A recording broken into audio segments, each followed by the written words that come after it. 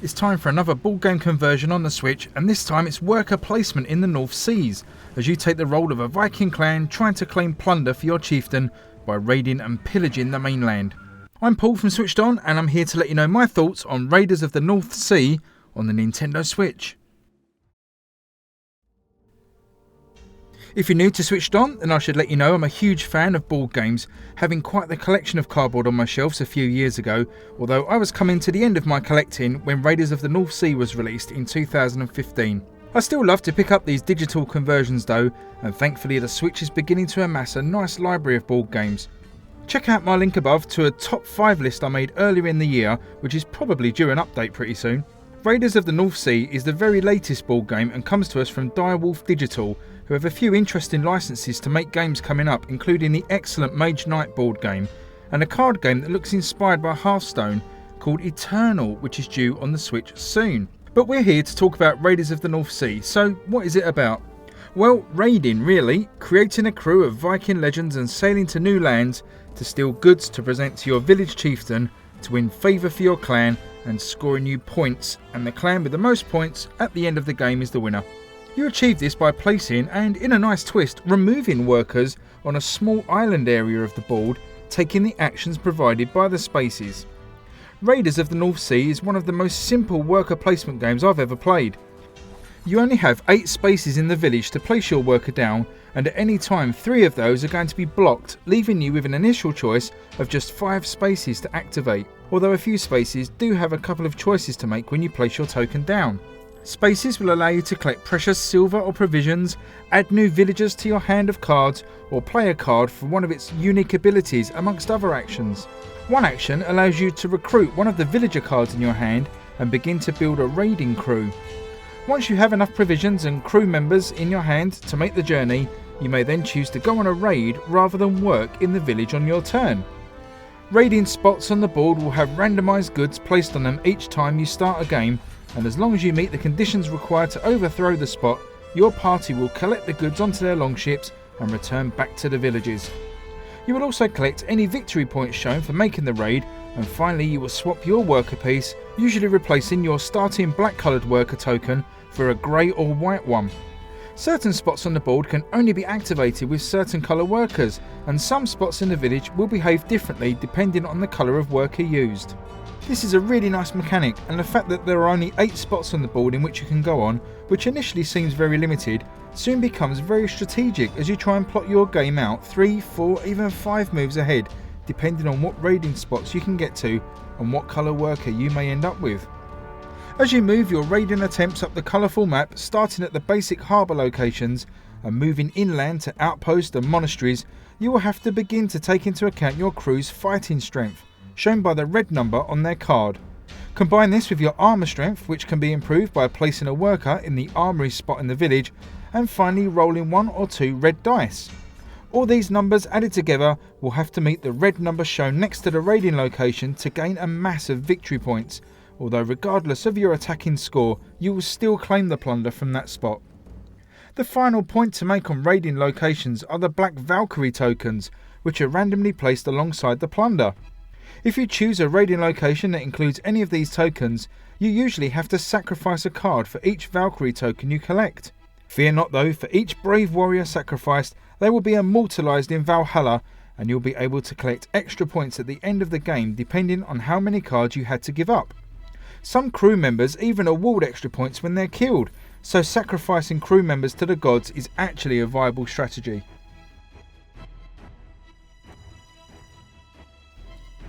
One of the mainland locations you can place your worker on is the Longhouse, and this is where you will turn your plundered goods into the Chieftain. The Chieftain will demand 3 different bundles of goods, each worth a different amount of victory points.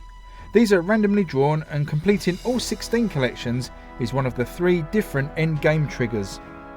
The game continues in this fashion, with each of the players taking turns to place and remove their workers, raiding the mainland locations, collecting plunder and making offerings to the chieftains in an effort to be the best Viking clan with the most points at the end of the game.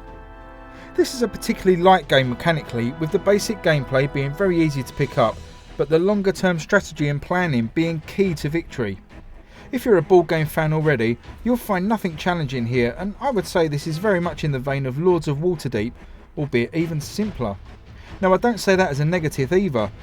Due to its simple nature, Raiders of the North Sea makes a seamless transition from cardboard to screen. The well thought out controls work perfectly with different information pulled up instantly with a button press, and useful tooltips are accessed by holding down the X button. It should be noted too that the game can be played fully with the touchscreen only if you prefer to play handheld, but I found the Pro controller setup to be perfectly fine. Looks wise, Direwolf have really nailed what I look for in a digital board game. The Switch version looks incredibly faithful to the source material, but also adds in those interactive touches to bring the board to life with animated water and waterfalls, boats sailing around, birds flying across the land and so on. This really helps keep things interesting in what would otherwise be a fairly static affair. As you expect, the game runs flawlessly with no slowdown and everything feels really snappy, and there's a suitable soundtrack and sound effects to accompany the game, although the music does tend to loop a little bit, which is noticeable when you're playing for prolonged periods. In terms of modes, you have both solo and online modes, and first up is your bog standard solo affair versus the AI, where you can add up to 3 players and start a normal game. The AI isn't the most taxing, to be honest, and I've won most of my games pretty easily without knowing that much about the game initially. Direwolf are aware of the AI issues and have said they will look into it in a future patch. The game also features a campaign mode where you work through 10 different scenarios where the rules of the game are slightly different to the standard game based on the narrative of that scenario. So for example, one scenario will tell you the village is starving, so food tokens that you plunder are worth double points. These provide a nice alternative to the standard setup. There are also challenges to work on, which basically amount to a type of XP system where you're given 3 little tasks to work on, such as collecting 20 provisions across all your games, which fills up an XP bar. Online offerings are basic but work well, allowing you to set up games to play against others in either real time, which will take around an hour to complete, or in an asynchronous fashion, where you can take your turn, leave the game until the next person takes their turn at a later date, and then you can come back and take your turn. This means games can stretch out over many hours or even days, but also means you don't have to be glued to your Switch and can go off and do other things. When you log back into the game, you'll be notified immediately if you have a move to take. Finally, there are leaderboards for ranking players by scores rewarded after winning and losing matches, and these also work fine. It should be noted there is no local multiplayer mode, which is the norm for these sort of board games that require hidden information. I suppose it could work in a pass and play fashion, but then that assumes you would have to play handheld, and to be honest, it's not something I'd be clamouring for. So, a new feature I'd like to put into my reviews, and this 5 things I like and 5 things I don't like. So we'll start with the likes, and the first one is a faithful conversion of the board game. It looks the same as the board game, obviously plays with the same rules, and it's just a really nice conversion. Number 2, it's easy to play, with really simple mechanics, nice tutorial system, and it's just a game that flows really well. Number 3 is nice graphics and sound. Everything looks really nice, and as I say, that music, whilst repetitive, is well suited for the atmosphere. Number 4, the online modes work well. No sort of lag or slowdown, connections are pretty quick, and there seems to be a decent offering of games available. And number 5, the campaign mode is a nice alternative to the standard game.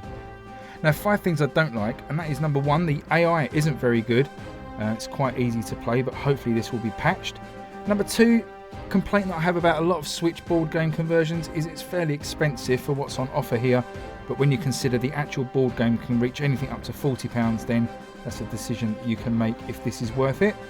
Number 3, online games aren't always available, so if you are clamouring to play online, there may be times of day when there's just no online games available to play, although of course you can start your own one. Number 4, bit of a nitpick this one, but the icon on the Switch dashboard isn't one of the best. And number 5, as I say, the music is quite repetitive at times. If you like board games, then Raiders of the North Sea is a real no-brainer. It's a perfect example of a good worker placement game, and the wrinkle of having to remove a worker is an interesting, albeit not unique mechanic, but like I say, it's done really well. Whilst not having the most challenging AI, games are still fun to play, and the 10 campaign variants are a nice diversion, but the real challenge will come from playing online, and thankfully the game also has cross-platform play. Everything is nicely presented and polished, and if this is a sign of the quality to come from Direwolf Digital, then the future of board games on the Switch is in good hands. Raiders of the North Sea goes into the top tier of Switch board game conversions, and I'm going to be giving it a score of 8 out of 10. Thank you very much for watching this review, really appreciate it, and if you liked it please leave me a like and subscribe below. But until next time, I'll see you again soon. Thanks everyone, bye bye.